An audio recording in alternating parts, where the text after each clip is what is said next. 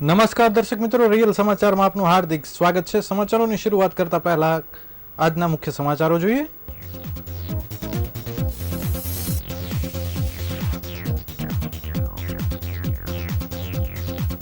Smart meter માટે મંજૂરી વિના પ્રવેશ નહીંના બેનરો સુરતમાં સોસાયટીઓના ગેટ પર લાગ્યા।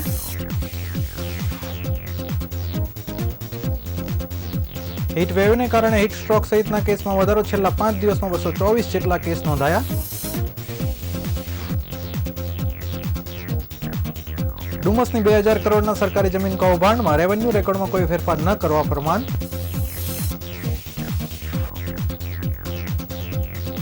વરાછામાં ફૂટપાથ પર સુવા બાબતે થયેલા ઝઘડામાં યુવકની હત્યા કરનાર પકડાયો।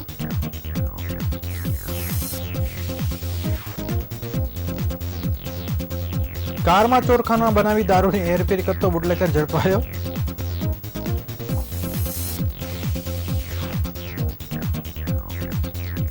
રિક્ષામાં પેસેન્જરને બેસાડી ચોરી કરતી ગેંગ પકડી પાડવામાં પોલીસને મળી સફળતા।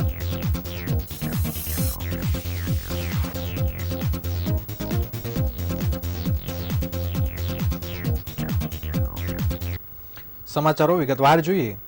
સ્માર્ટ મીટરને લઈ સુરત સહિત રાજ્યના અનેક શહેરોમાંથી વિરોધનો સૂર ઉઠ્યો છે। એમાં આજે સુરતના પૂણા વિસ્તારમાં સ્માર્ટ મીટર માટે આંદોલનના શ્રી ગણેશ થયા છે। પૂણામાં હવે બાયકોટ સ્માર્ટ મીટર અભિયાન આક્રમક બની રહ્યું છે। આજે પૂણા વિસ્તારની અનેક સોસાયટીઓ બહાર સ્માર્ટ મીટર લગાવવા માટે પ્રતિબંધ, એરિયામાં સોસાયટીમાં લેખિત પરમિશન વગર પ્રવેશ કરવો નહીં જેવા બેનરો લાગ્યા છે। આ સાથે મહિલાઓએ કહ્યું હતું કે તમે અમને ચોર ગણો છો, પ્રધાનમંત્રીના ઘરે પહેલા મૂકો પછી અમારા ઘરે આવજો, અમારા સ્માર્ટ મીટર નથી જોઈતું। તો બીજી તરફ અમદાવાદના નવા નરોડામાં એક મહિલાના ઘરે સ્માર્ટ મીટરનું 10 દિવસનું 6.47 લાખ બિલ આવતા સ્થાનિકોએ જીઈબી કચેરી પહોંચીને વિરોધ નોંધાવ્યો છે। પૂણા વિસ્તારમાં સ્માર્ટ મીટર સામેનો વિરોધ દિવસે ને દિવસે આક્રમક બની રહ્યો છે। પૂણા વિસ્તારમાં વીજ કંપની દ્વારા સ્માર્ટ મીટર લગાવવા માટે કે સર્વે કરવા માટે આવે તે પહેલા સોસાયટી દ્વારા બેનર લગાવવાનું શરૂ કર્યું છે। લોકો સ્માર્ટ મીટરથી ગભરાય છે અને લોકો રોષે ભરાયા છે। એના કારણે પૂણાની અનેક સોસાયટીઓ બહાર સ્માર્ટ મીટરના વિરોધ બેનર લગાવવામાં આવી રહ્યા છે। વીજ કંપની દ્વારા સ્માર્ટ મીટર અંગે અનેક ખુલાસાઓ કરવામાં આવી રહ્યા છે, પરંતુ વીજ કંપનીઓના ખુલાસા લોકોની સમજમાં આવતા નથી, તેથી તેઓ મીટરનો વિરોધ કરી રહ્યા છે। ગઈકાલે શહેરના વેસુ વિસ્તારમાં વીજ કંપની દ્વારા મીટર લગાવવાની કામગીરી કરવા ગયેલા સ્ટાફનો ઘેરો લગાવી તેમને પરત મોકલ્યા હતા। આ બેનર લખવામાં આવી રહ્યું છે, આ વિસ્તારમાં સ્માર્ટ મીટર માટે પ્રતિબંધિત વિસ્તાર છે। આ વિસ્તારમાં સોસાયટીની લેખિત પરવાનગી વિના પ્રવેશ કરવો નહીં।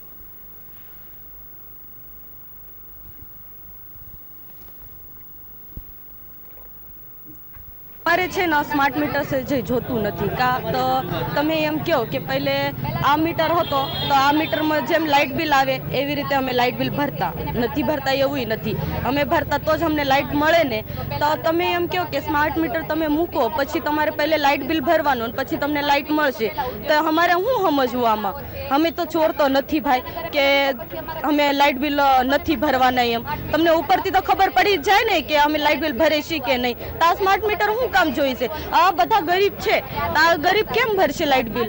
આ બધા ઘરે કામ કરે છે ને પછી તમને ધંધો હાલતો નથી ભાઈઓનો। આ બધું ઘરે બાયું કામ કરે પછી છોકરાઓને ભણાવે પછી આમાં બધા લાઇટ બિલ તમારા ભરે રાખશે તો આમાં ગરીબ માણસ ખાય શું, પીવે શું?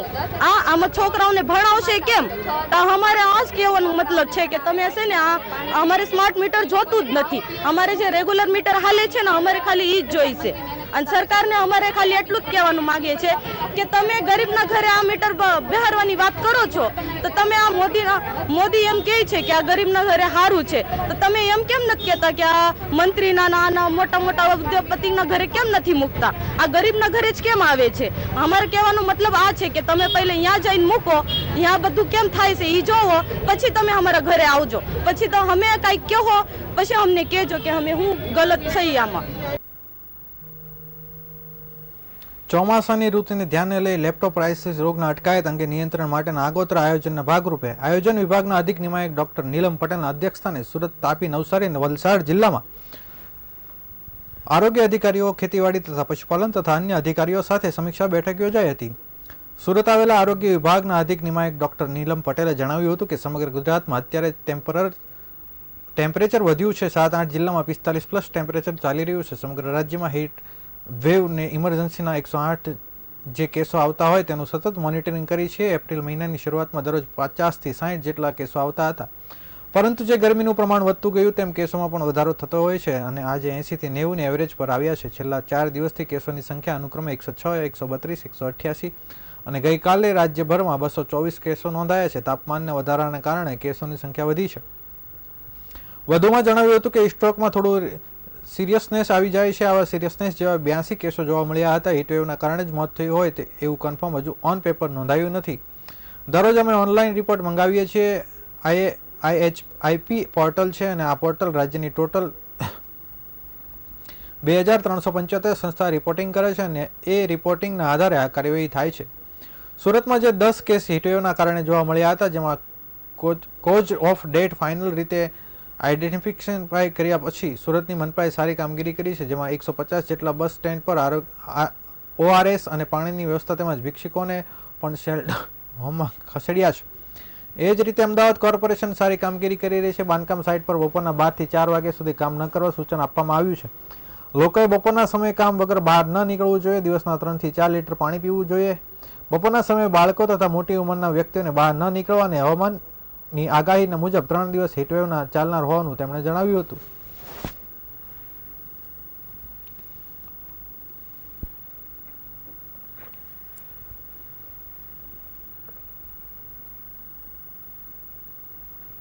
સુરત નજીક આવેલા ડુમસના સરકારી માલિકીની અંદાજે 2000 કરોડના મૂલ્યની સર્વે નંબર 311-3 હેઠળની 2.17 લાખ ચોરસ મીટર સરકારી માલિકીની જમીન ગણોત્રીયા કૃષ્ણમુખલાલ ભગવાનદાસ શ્રોફને નામે ચડાવી દઈ બિલ્ડરે વેચી દેવાનું કૌભાંડ મહેસૂલ સચિવ RB બારડ સમક્ષ કરવામાં આવેલી રિવિઝન અરજીની સુનાવણી આગામી 28મી જૂને કરવાનો નિર્ણય લેવામાં આવ્યો છે. આ સુનાવણી પૂરી ન થાય ત્યાં સુધી રેવન્યુ રેકોર્ડમાં કોઈપણ ફેરફાર નહીં કરવાનો આદેશ આપવામાં આવ્યો છે.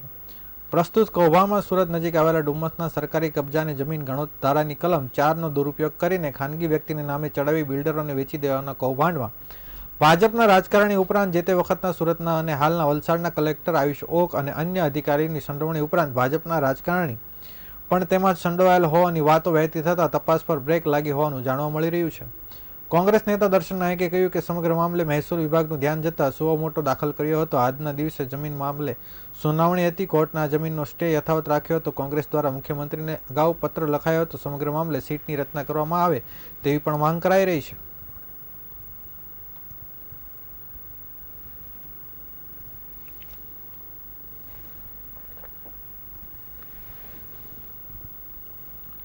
ફૂટપાથ પર સુવા બાબતે થયેલા ઝઘડામાં એક યુવકની હત્યાની સામે આવી છે. આ ઘટના હત્યાના ગુનામાં ભાગતા ફરતા આરોપીને વરાછા પોલીસે ઘટનાના ગણતરીના કલાકોમાં ઝડપી પાડ્યો હતો. સુરતના વરાછા પોલીસ સ્ટેશન હદ વિસ્તારમાં બોમ્બે માર્કેટના ગેટ નંબર 4 સામે મહારાણા પ્રતાપનગર પાસે જાહેરમાં દેવ આશીષ બહેરા નામના વ્યક્તિની હત્યા શ્યામલાલ નામના ઈસમ દ્વારા કરવામાં આવી હતી. ચપ્પુના ઘા ઝીકીને શ્યામલાલ દ્વારા દેવ આશીષની હત્યા કરવામાં આવી હતી. આ ઘટનાને લઈ પોલીસે મૃતદેહને પોસ્ટમોર્ટમ અર્થે ખસેડી સમગ્ર મામલે હત્યાનો ગુનો દાખલ કરી તપાસ શરૂ કરી હતી. હત્યાની ઘટનાનો ભેદ ઉકેલવા માટે સુરતની વરાછા પોલીસ દ્વારા અલગ અલગ ટીમો બનાવવામાં આવી હતી. આ ઉપરાંત ક્રાઇમ બ્રાન્ચની ટીમો પણ આ તપાસમાં જોડાઈ હતી. ત્યારે આરોપીને શોધવા ખૂબ જ અઘરો હતો, કારણ કે આરોપી શ્યામલાલ પાસે મોબાઈલ ન હતો. માત્ર તેના નામના આધારે તેની શોધખોળ પોલીસ દ્વારા કરવામાં આવી રહી હતી. ત્યારે આરોપીને શોધવા માટે વરાછા પોલીસ ટીમો દ્વારા અલગ અલગ જગ્યાએ સીસીટીવી કેમેરાની પણ તપાસ કરવામાં આવી હતી. પોલીસની અલગ અલગ ટીમોએ 175 કરતાં વધારે સીસીટીવી કેમેરાની તપાસ કરી હતી. આ ઉપરાંત 45થી વધુ અવારું જગ્યા, 27થી વધારે ઝુંપડપટ્ટી, 18થી વધારે પાર્કિંગ, 10થી વધારે મિલ્ક કમ્પાઉન્ડ, 22 બગીચા, 9 રેન બસેરા, ભોજન આપવામાં આવતું હોય તેવા સ્થળો, તેવી 7 જગ્યા, રેલવે સ્ટેશન, બસ સ્ટેશન, 17થી વધારે મંદિર પ્લેસ, 14થી વધારે ઓવરબ્રિજ નીચે આરોપીની શોધખોળ માટે તપાસ કરવામાં આવી હતી. યોગી ચોક નજીક કિરણ ચોક પાસે શનિવારી બજારમાં આરોપીની ચોર તરીકેની ઓળખ આપીને શ્યામલાલનો ફોટો બતાવવામાં આવ્યો હતો. ત્યારે કેટલાક લોકો દ્વારા શ્યામલાલને ઓળખી બતાવવામાં આવ્યો હતો અને જ્યારે શ્યામલાલ બજારમાં ફરતો હતો ત્યારે લોકોએ પોલીસને માહિતી આપતા પોલીસે તાત્કાલિક અસરે શ્યામલાલને ઝડપી પાડ્યો હતો. હાલ પોલીસે આરોપીને ધરપકડ કરી વધુ તપાસ હાથ ધરી છે.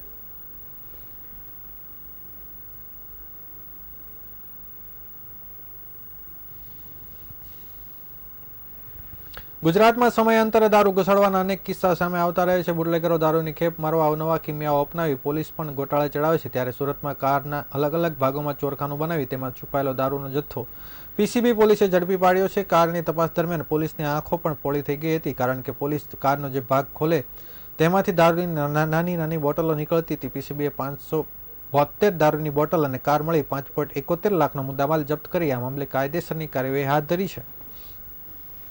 સુરત પીસીબી પોલીસે બેસ્તાન જીયાવ બુડિયા રોડ સ્થિત સાંઈરામ રેસિડેન્સી પાસે દરોડો પાડ્યો હતો, જ્યાં પાર્કિંગમાં રહેલી એક ફોર વ્હીલમાં તપાસ હાથ ધરી હતી, જે તપાસમાં બુટલેગર ઘડેલા ગજબના કિમિયાઓ પર્દાફાશ થયો હતો. ફોર વ્હીલ ગાડીમાં પોલીસ નજરથી બચવા પાછળની સીટ નીચે, ગાડીની ડિક્કી સાઈડ બંને બાજુ, ગાડીના આગળના વાઇપરના નીચે સહિતની જગ્યાએ ચોરખાના બનાવી તેમાં દારૂનો જથ્થો સંતાડવામાં આવ્યો હતો. પોલીસે અલગ અલગ ભાગોમાં બનાવેલ ચોરખાને પાના પીછાથી ખોલી દારૂની નાની નાની 572 બાટલીઓ બહાર કાઢી હતી. પોલીસે 71,720 રૂપિયાની કિંમતનો ભારતીય બનાવટનો વિદેશી દારૂ જથ્થો, 5 લાખની કિંમતની ફોર વ્હીલ વગેરે મળી 5,71,720 રૂપિયાનો મુદ્દામાલ જપ્ત કર્યો હતો. હાલ આ મામલે ગુનો નોંધી વધુ તપાસ હાથ ધરી છે.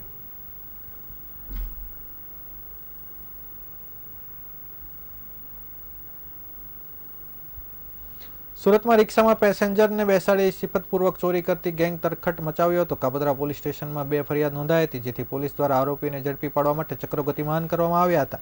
આ દરમિયાન રિક્ષામાં પેસેન્જરને બેસાડી ચોરી કરનારી ટોળકીના 3 ઝડપાયા હતા. તેની પાસેથી રોકડ રકમ સહિતનો મુદ્દામાલ કબજે કરી લેવામાં આવ્યો હતો, જેથી શહેરમાં અઠવાડિયામાં દરમિયાન ચોરી કરવાના 5 ગુનાનો ભેદ ઉકેલાઈ ગયો હતો. કાપોદ્રા રિક્ષામાં પેસેન્જર બેસાડી કિંમતી વસ્તુની ચોરી કરતી ગેંગ ઝડપાઈ છે. રેલવે સ્ટેશનથી એકલ દોકલ પેસેન્જરને રિક્ષામાં બેસાડતા હતા. રિક્ષા આગળ ગયા બાદ ચોરી કરી અવધ વચ્ચે જ પેસેન્જર ઉતારી દેતા હતા. પેસેન્જરને માલુમ પડે કે ચોરી થઈ ત્યારે રિક્ષા હંકારી મૂકતા હતા. કાપોદ્રા પોલીસે બાતમીના આધારે રિક્ષા સાથે 3 ઇસમની ધરપકડ કરી છે. પોલીસે કહ્યું કે આરોપી પકડાઈ જતા અઠવાડિયામાં 5 ગુનાનો ભેદ ઉકેલાઈ ગયો હતો. કાપોદ્રા પોલીસ સ્ટેશનના નોંધાયેલ 3-4 દિવસમાં 2 ફરિયાદ નોંધાઈ હતી. પાકીટ સહિતની વસ્તુ ચોરી કરતા હતા, જેની તપાસ કરતા ટોળકી પાસેથી 2 ગુના ડિટેક્ટ કરાયા હતા. સિનિયર સિટીઝનમાં પણ પૈસા ચોરી લેવાના આવતા હતા. આરોપી પાસેથી 30,000 રૂપિયા રોકડા, મોબાઈલ અને રિક્ષા સહિતનો સામાન ચોરી કરતા હતા અને આરોપીએ ભેસ્તાન આવાસમાં રહીને અગાઉ પણ ચોરીના ગુનાનો ઝડપાઈ ચૂક્યા છે.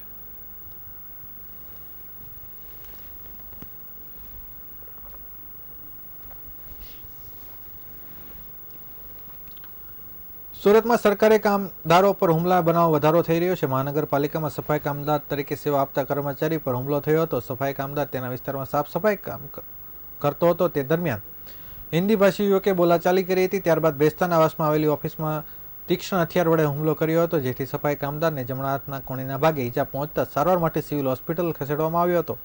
ઈજાગ્રસ્ત કર્મચારી પ્રકાશ સન્યાસીએ કહ્યું કે હું છેલ્લા 3 દિવસ બાદ કામ પર હાજર થયો હતો. કોઈ પંડિત નામની હિન્દી ભાષી બોલાચાલી કરી હતી.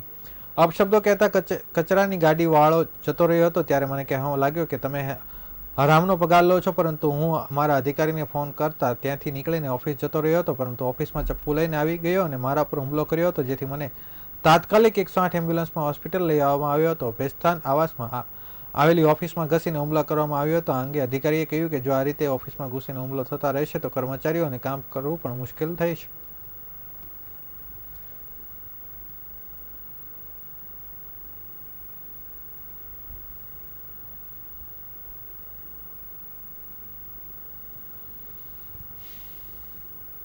ઇન્સ્ટાગ્રામ પર ફેક એકાઉન્ટ બનાવી એક યુવતીનો ફોટોગ્રાફ મૂકીને તેને બદનામ કરવાનો કારસો ઘડનાર એક શખ્સને સુરત શહેર સાયબર ક્રાઇમ સેલે પકડી પાડ્યો છે.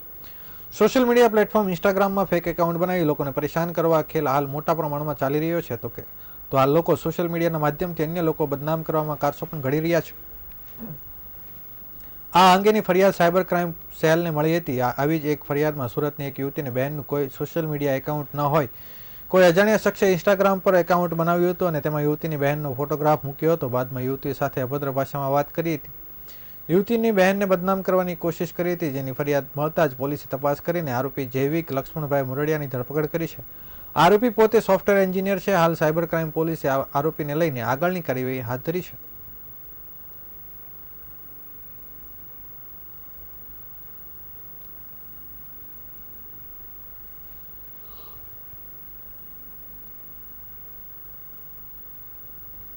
સુરતના વેડ રોડ ખાતે બપોરના સમયે ઘરેથી નજીકના મંદિરમાં સેવા આપવા જતી 17 વર્ષની તરુણીને મદદ માટે રોકી છેડતી કરનાર 25 વર્ષના અપરણી શિખાઉ રત્ન કલાકારને સિંગણપુર પોલીસે ઝડપી લીધો છે. મૂળ બોટાદનો રત્ન કલાકાર તરુણીની છેડતી બાદ 4 કલાક સુધી રખડ્યો હતો અને એક મહિલાની પણ છેડતી કરી હતી. સિંગણપુર પોલીસની 4 ટીમોએ તેને ઓલપાડના ઉમરા ગામમાંથી ઝડપી લીધો. તે પહેલા 200થી વધુ સીસીટીવી કેમેરા ચેક કર્યા હતા. પોલીસ સૂત્રો દ્વારા પ્રાપ્ત થતી વિગત મુજબ સુરતના વેડ રોડ ખાતે અઠવાડિયા અગાઉ બપોરના સમયે ઘરેથી નજીકના મંદિરમાં સેવા આપવા જતી 17 વર્ષની તરુણી સોસાયટીના ગેટ પાસે જ 35થી 40 વર્ષના અજાણ્યા પેટ્રોલ લીક થાય છે કે કહી બાઇકનું સ્ટીરિંગ પકડવા અટકાવી હતી. બાદમાં અજાણીએ તેનો હાથ પકડી ગંદા ઇશારા કરી પેન્ટનું બટન ખોલવા જતો હતો ત્યારે જ તરુણી ત્યાંથી ભાગી છૂટી હતી. બાદમાં ઘરે પહોંચેલી તરુણીએ ગુમસુમ બેસેલી હોય તેને કોઈ રત્ન કલાકાર પિતાએ પૂછતા બનાવની જાણ થયા બાદ સિંગણપુર પોલીસ મથકમાં ફરિયાદ નોંધાવી હતી. છેડતી કરનાર અજાણ્યા યુવકને ઝડપી પાડવા સિંગણપુર પોલીસે બે જવાનોની 4 ટીમ બનાવી 200થી વધુ સીસીટીવી કેમેરા ચેક કર્યા. છેવટે સંદીપ પ્રવીણભાઈ ગોટીને તેના ઘરેથી ઝડપી લીધો હતો. વરાછા હીરાબાગ ચોકડી પાસે HP ડાયમંડ ક્લાસીસમાં હીરાકામ શીખવા જતા સંદીપની પોલીસે પૂછપરછ કરતા તે અપરિણિત હોવાનું જાણવા મળ્યું હતું. પોલીસે જે ફૂટેજ ચકાસ્યા હતા તેમાં તે તરુણીની છેડતી બાદ 4 કલાક સુધી જુદા જુદા વિસ્તારમાં ફરતો અને મહિલા કે યુવતી દેખાય તો તેની પાછળ જતો નજરે ચડ્યો હતો. તેણે અન્ય વિસ્તારમાં એક મહિલાની છેડતી પણ કરી હતી.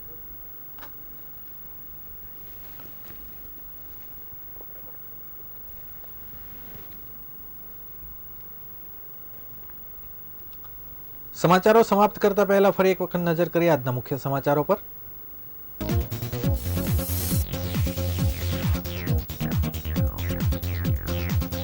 સ્માર્ટ મીટર માટે મંજૂરી વિના પ્રવેશ નહીંના બેનરો સુરતમાં સોસાયટીઓના ગેટ પર લાગ્યા.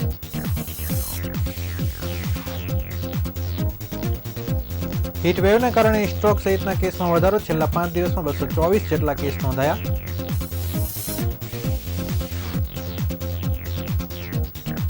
ડુમસની 2000 કરોડના સરકારી જમીન કૌભાંડમાં રેવન્યુ રેકોર્ડમાં કોઈ ફેરફાર ન કરવા ફરમાન.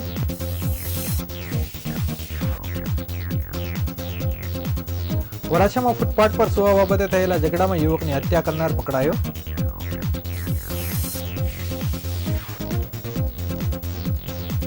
કારમાં ચોરખાનું બનાવી દારૂની હેરફેરી કરતો બુટલેગર ઝડપાયો.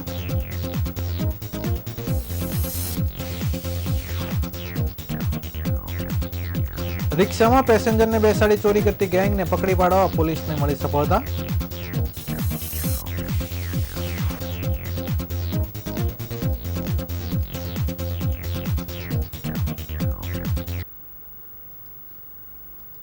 આ હતા અત્યાર સુધીના રિયલ સમાચાર. નવા સમાચારો સાથે ફરીથી મળીશું. ત્યાં સુધી રજા આપશો. નમસ્કાર.